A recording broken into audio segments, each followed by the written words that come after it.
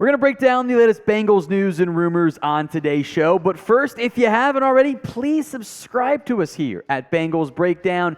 You'll get free Bengals videos, including a ton of Bengals training camp coverage, and you help me feed my family. Hit that sub button right now.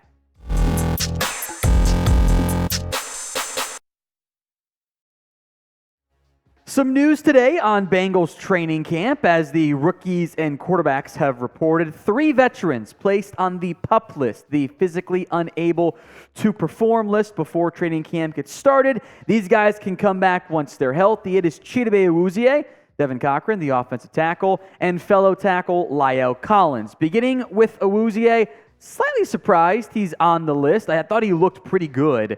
In the limited stuff we were able to see at Bengals minicamp with some of the drills he was doing. Looked like he was quick, fluid. The knees weren't causing issues there. He's coming off a torn ACL. I don't think he'll miss much time here. This is probably more of a precautionary move because you can't put someone on PUP after camp begins. Only do it beforehand. So if they're not ready immediately, you'll wait and take that extra time. Now, 38% is all the completion percentage allowed from Chidobe Awuzie this last year before he got hurt. He was playing really well. I think one of the more underrated players for the Bengals last season. Didn't allow a touchdown. You want more interceptions, but he just wasn't getting beat, and that's very, very important. Next up is La'el Collins because Devin Cochran's not going to make the roster anyway, so who cares that much there? Not a surprise. He is on the PUP list here. He is still recovering from a brutal knee injury, tore his ACL, MCL, and I believe his PCL as well, back in Week 16. He is not as close as Awuzie is to being able to return. He was the team's starting right tackle last year. He was solid. There were some of the signs of he's just not quite the same mover that he was at the beginning of his career. Just doesn't quite have the same juice to it. A couple of injuries have really sapped him of that. We'll see if he's even healthy in time for Week 1. But I will make note, Jonah Williams, not on this list. Now, that could change. NFL teams have until the day before the first practice to put players on the PUP list. That's not going to be for a few days for these veterans. And I think you've probably still got some guys showing up, reporting, because they're not reporting days not till Tuesday, but might as well fly in on the weekend, whatever, etc. So keep an eye on Jonah Williams. We'll see if that ends up being the case, if he is able and good to go on the Bengals active list. We'll see if he ends up going on PUP or not. But as of right now, Jonah Williams not on the physically unable to perform list for the Bengals. We'll see if that changes. Would be a good thing if he does not. But back to La'el Collins, because I don't think he's going to be ready for Week 1. Will he be good to go for Week 1 of the Bengals regular season? Y for yes, N for no. It is the pinned comment on today's video, so if the ad comes here on YouTube, cool. Take advantage of it. Head down there and go vote Y or N. Let's move now to something we wouldn't normally talk about, but it's noteworthy enough and it's fun enough with, not much going on. Chris Jones is holding out from Chiefs training camp, taking a $50K per day fine, a massive figure each day, to not be at training camp because he wants a new deal. So could the Chiefs trade him, specifically to Cincinnati? The two sides reportedly aren't close to a deal, and I wouldn't normally buy this as a potential move. I'd be like, there's no way they trade him away. They did do a very similar thing with Tyreek Hill, also trading him to an NFC rival in the Miami Dolphins. So some of the pros and cons of a unlikely but fun hypothetical trade. You get elite play at defensive tackle. This also hurts your top AFC threat to make it to the Super Bowl and win it, although it's probably a great reason why the Chiefs wouldn't trade him to Cincinnati. This might not be viewed as a positive, but I'm going to put it on this side because I won a Super Bowl. It would actually be going all in, and where the Bengals haven't historically done so. The issues are, you trade for Chris Jones, you're not paying DJ Reader, you're probably not going to pay one of Logan Wilson or T. Higgins as a result, which is okay because it's Chris Jones. He's already 29, by the way. He would also be very expensive to trade for and pay because he's awesome. He's coming off a 17 TFL, 15.5 sack season last year. He was an all-pro caliber defensive lineman. The top guys are in some order: Aaron Donald, Chris Jones, Quinnen Williams, Jeffrey Simmons. Those are the premier players at the position. And Chris Jones, when he signed that $20 million per year deal, wasn't that far behind Aaron Donald's contract.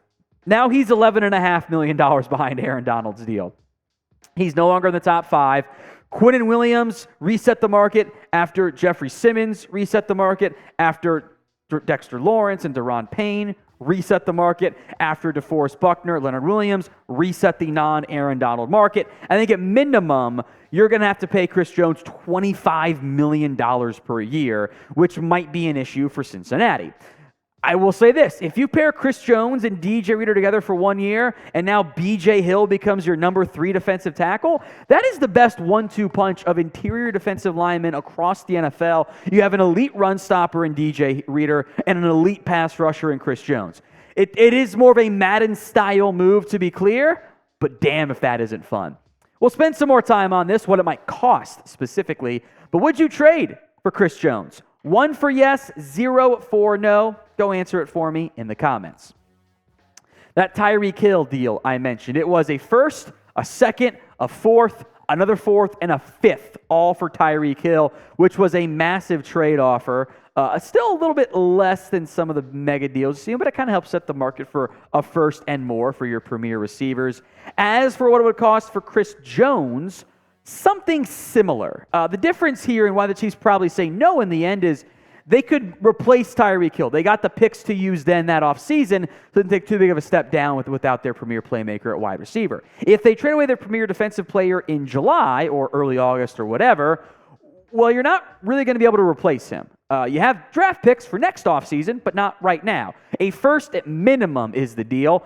I'll throw in Zachary Carter, former third rounder, because you got Chris Jones, need him anymore? Probably not. You'd probably prefer BJ Hill as your number 3, plus he's more expensive for KC, so maybe he'll want Hill, still do it there. I'll throw in a conditional second based on where they finish in the regular season and the playoffs, but you have to give up a lot. And look, the Chiefs did do this once with Tyreek Hill, which I did not think they were going to do.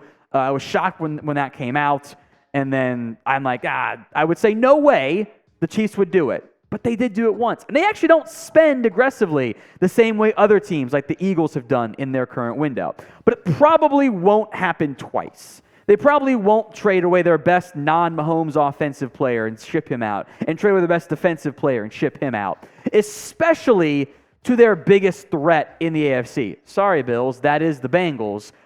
Trading away a premier defensive player and then having to have him sack Mahomes, they're just not going to do that. So Madden style, it's fun, but not realistic.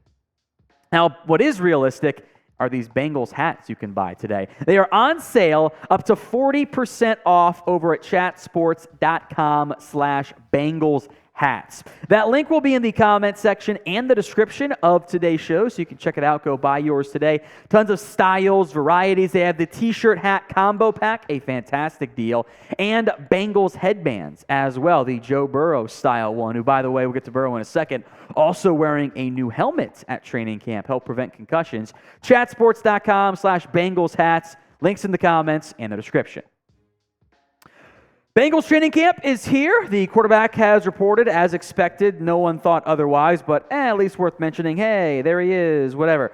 The Enquirer reports that the Bengals players who are looking for new deals are likely waiting, are going to have to wait, for Joe Burrow to get paid, which shouldn't really be a massive surprise just because, you got to take the big guy first, right? He'll be the first domino to fall for contracts within the Bengals organization. And I'll also make this note, I would not be surprised if the Bengals player or if the Bengals themselves are waiting for Justin Herbert to get paid to make the contract negotiations a little bit easier on their end. In the end, waiting on Burrow for the other players and for the Bengals makes sense. Get the biggest piece of your salary cap pie, so to speak, figured out. Fully identify what you have available. It will not preclude you from signing any one of those next guys to get paid. DJ Reader, Logan Wilson. We've spent a lot of time on T. Higgins as well. Paying Burrow does not prevent any one of those guys from getting paid, these 4 guys. But it might limit you from signing all 3 guys. Remember the way the salary cap works. As long as you're aggressive, you can sign any one player that you want. But you can't sign every player that you want. There is some limitations there if you're not being just recklessly aggressive like the Saints and Eagles are, which, hey, it's worked out pretty well for Philadelphia. In the end, though, we know the Burrow deal is going to happen. There is no doubt from anyone in the NFL, Bengals, general insiders, etc., that the Burrow deal will happen. And when it happens, it will make Joe Burrow the highest paid quarterback in NFL history.